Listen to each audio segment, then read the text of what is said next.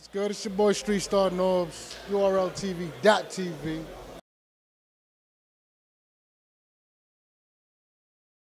It's a beautiful thing, man, where we've come from doing it in a little studio to where we are now. So shouts to the Slaughterhouse for that.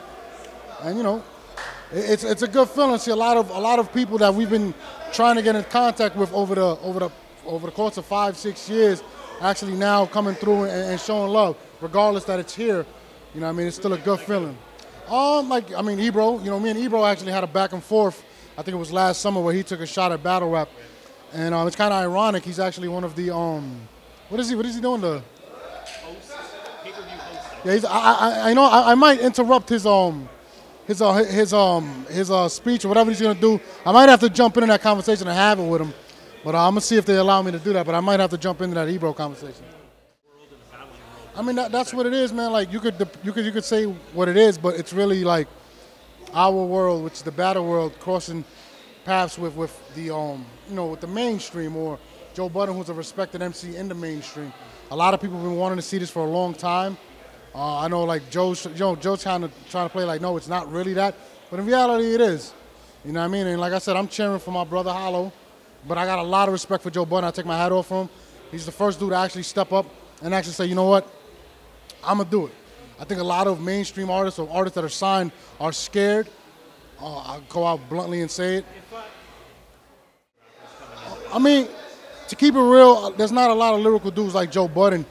You know, there's very few. I think some of the Slaughterhouse, even though I think they would lose every round, I think they can do it.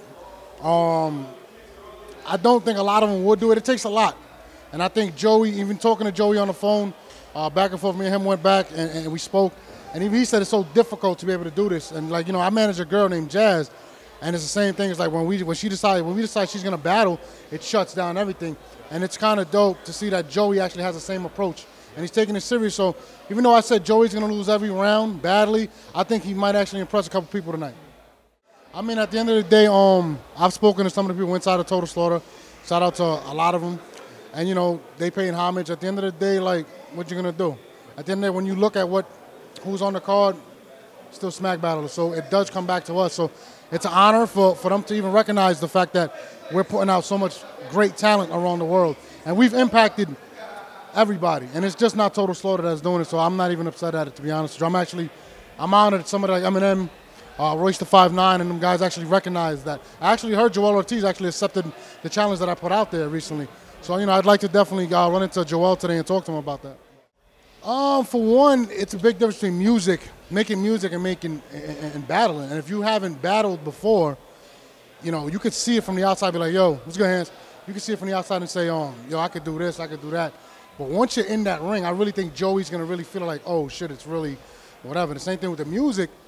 You can't be as lyrical on a track. You can't punch as heavy on a track. You gotta ride the beat. And a lot of these battlers can't make music. And a lot of these, you know what I mean? So there's strengths and pluses to everything. And I think, like I said, if Joe Budden was on a track with Hollow, I would definitely give the same, you know, response with Hollow. I would say Hollow would lose in that battle because Joey makes dope music. And, you know, it's just different. A lot of these guys haven't conquered that, but at the same token, these guys haven't conquered the battle world. You know what's funny? I just signed a 16-year-old rapper named Chess. Just smack you all around. Chess. Yeah, his name is Chess, like the game.